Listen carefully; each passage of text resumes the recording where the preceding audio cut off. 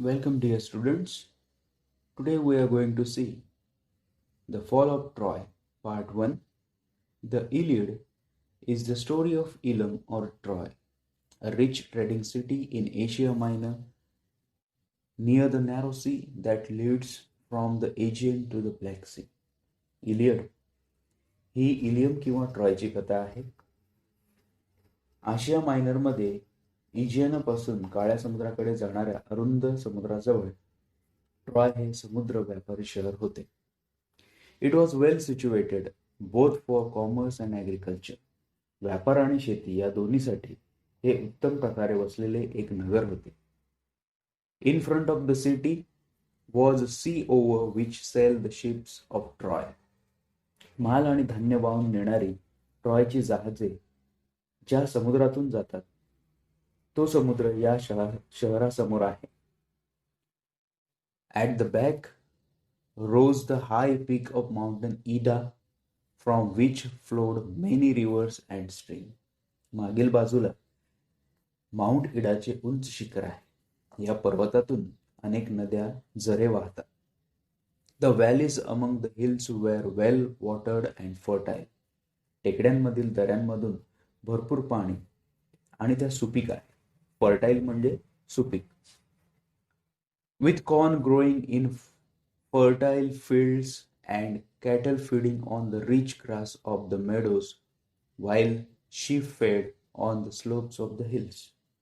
सुपीक जमिनींमधून धान्याचे पीक निघत असे आणि पूर्णातील सकस गवतावर गुरे पोसली जात, तर टेकड्यांच्या उतारांवर मेंढ्या चारल्या जात. Round their city the Trojans had built a strong wall, so that no enemy should attack them from the sea. समुद्रावरून येऊन शत्रूंनी हल्ला करू नये यासाठी ट्रोजन लोकांनी नगराभोवती भक्कम भिंत बांधली होती. ती भिंत इतकी रुंद होती की लोक तिच्यावर उभे राहू शकत, बसू शकत आणि चालू शकत होते. The wall was so broad that people could stand and sit and walk on it. The great gate stood open and people could go to the sea shore outside and come in as they pleased. तिचे भव्य दरवाजे कायम उघडे असत आणि त्यातून लोक मर्जीनुसार बाहेर समुद्र किनाऱ्यावर जात आणि परत येत असत. But in time of war the gates would be closed. युद्ध काळात दारे मात्र बंद असायची. And then the city was like a strong fortress, quite safe for the all attack. आणि शहराभोवती या तटबंदीमुळे त्याचप्रमाणे मागे असलेल्या टेकड्यांमुळे शहर एखाद्या बळकट किल्ल्यासारखे असे. फॉर्ट्रेस म्हणजे किल्ला. Protected by the wall surrounding it as well as by the hills behind. सर्व हल्ल्यांपासून पूर्ण सुरक्षित हा शहर होता.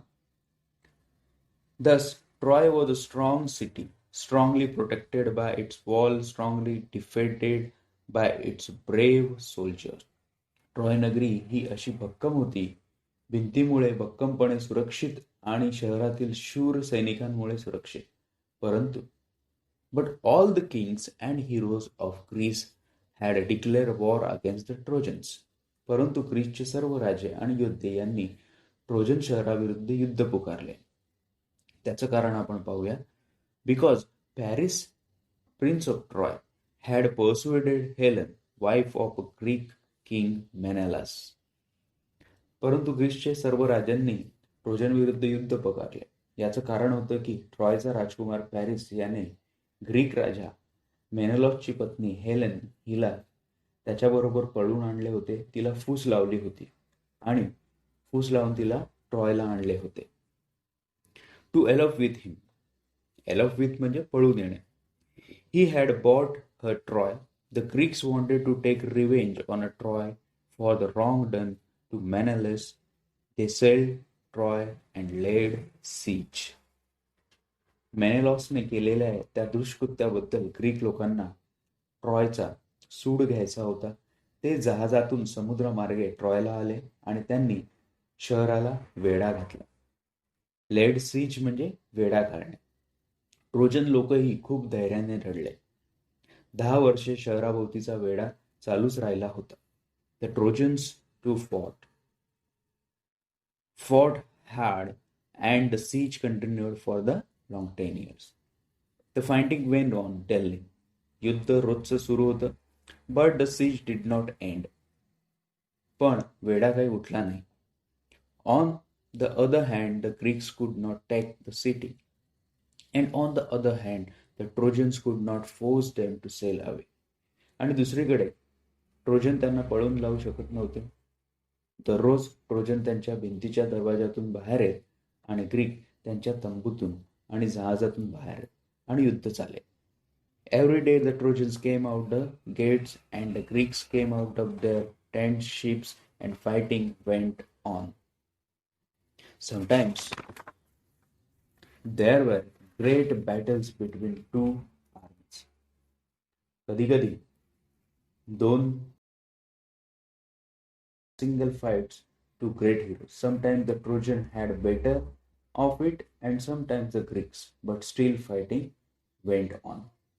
दोन्ही पक्षातील मोठे युद्धकाळात त्या ठिकाणी मारले गेले. कधी ट्रोजन लोकांची सरशी होत असे तर कधी ग्रीक लोक जिंकत असे. तरी लढाई चालूच होती.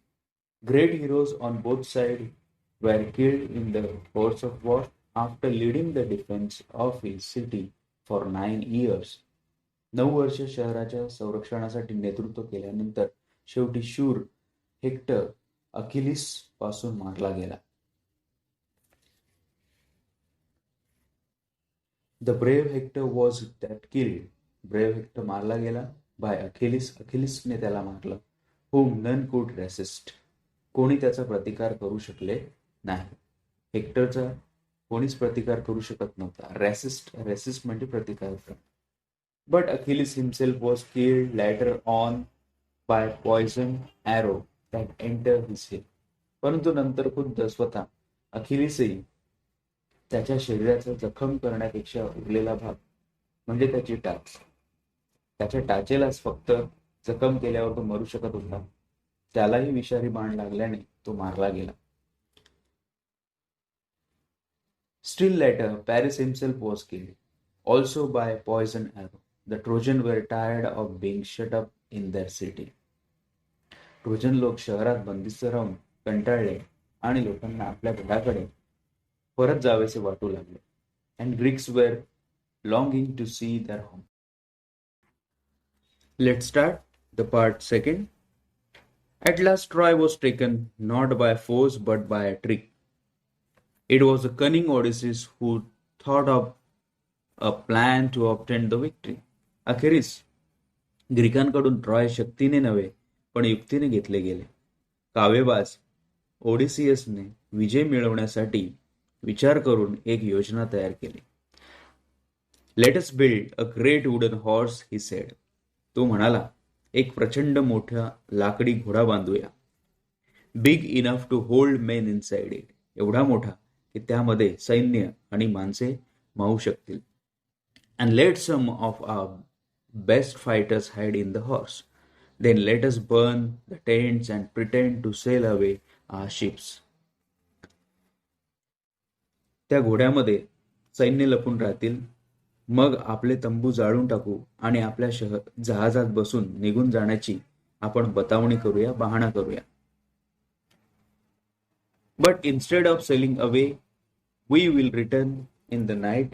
When the Trojans are asleep, we will attack the city and burn and kill.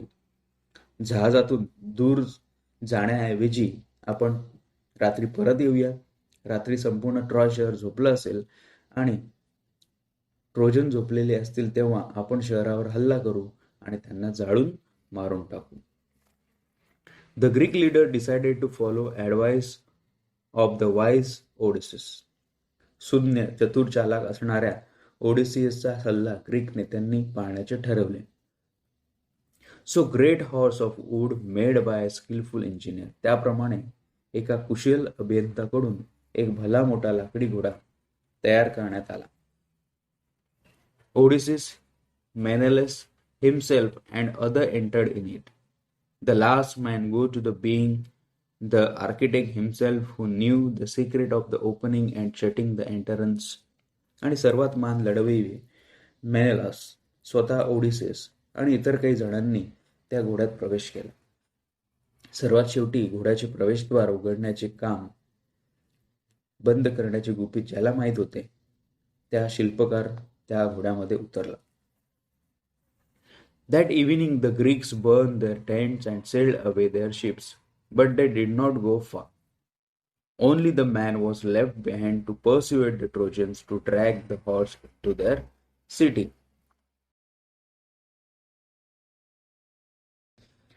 पण ते फार दूर गेले नाहीत. फक्त एकच माणूस ट्रोजन लोकांना घोडा त्यांच्या नगरात ओढून नेण्यासाठी पटवण्यासाठी मागे राहिला.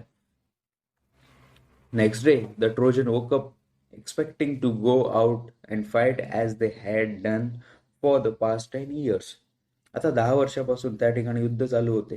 रोज सकाळी उठायचं आणि युद्धाला जायचं. याप्रमाणे ट्रोजन उठले आणि युद्धाच्या अपेक्षेने गेटमधनं बाहेर निघू लागले. What delight and surprise they felt that sight they saw the seashore outside the walls. It seemed that the long siege was over last. नगराच्या भिंतीकडील समुद्रकिनारा पाहून त्यांना केवढा आनंद आणि आश्चर्य वाटले होते. अखेर तो दीर्घकालीन वेढा आता उठला असे त्यांना वाटू लागले. The tents had been burn, the shore was deserted. तंबू जाळून टाकलेले होते. किनारा सामसूम होता. डेझर्टेड म्हणजे सामसूम असणे, सोडून गेले. This ship, the Greek ship had gone alone. सगळी ग्रीक जहाजे निघून गेली होती. It's a peace at last, they cried, and opened wide their gates and came out in the large number on the plain. चला, शेवटी शांतता झाली, ते सर्वजण ओरडले आणि त्यांनी भिंतीचे दारे सतार उघडली आणि मोठ्या संख्येने मैदानात सर्व ट्रोजन येऊ लागले. They saw the sands, the huge wooden horse. They gathered round in the astonishment, for it was indeed a wonderful piece of work. तेवढ्यात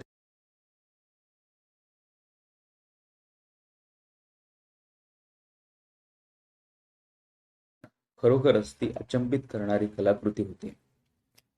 As they were wondering how the horse had been built and why it had been left behind, they found the Greek with the hands tied together lying under it.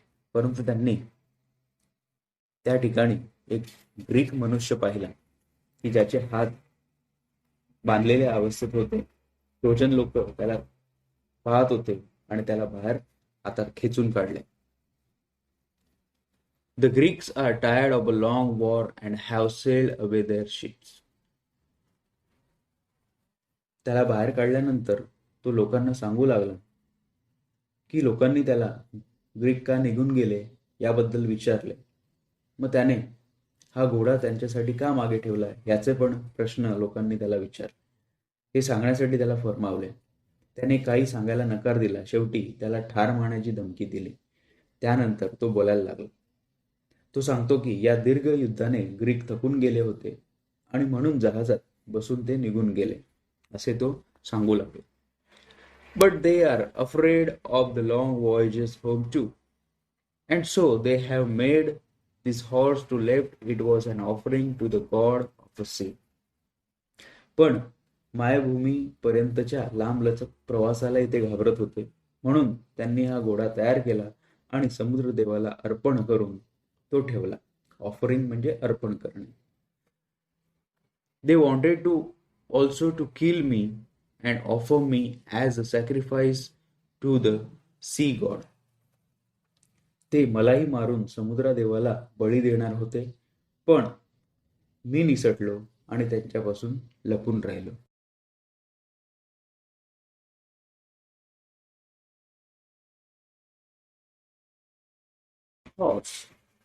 पण ग्रीकांनी एवढा मोठा घोडा का बनवला असे लोकांनी प्रश्न विचारले. Some of the Trojans and the cunning Greek made this reply. If they had made a smaller offering, you might have taken it into the city. जर त्यांनी दान देण्यासाठी लहान वस्तू बनवली असती तर तुम्ही तुमच्या शहरामध्ये घेऊन गेले असते. Then the luck would have gone to the Trojans and not to the Greeks. मग दैव तुम्हा ट्रोजनांच्या बाजूला फिरले असते, ग्रीकांच्या नाही. म्हणून हा मोठा लाकडाचा घोडा बनवण्यात आला. That is why they made it too big to go inside your gates. म्हणून तुमच्या दरवाज्यातून आत जाऊ शकणार नाही एवढा मोठा घोडा त्यांनी तयार केला. The Trojans were delighted to hear this. The Greeks have gone, they said, and the walls are no longer necessary. Let us make a hole in the wall and drag us in. हे ऐकल्यानंतर Trojan आनंदित झाले. ते म्हणाले, Greek आता गेले, आता यापुढे भिंतीची गरज नाही. तेव्हा भिंतीला ठोक पाडूया आणि घोडा आतमध्ये ओढून नेऊया.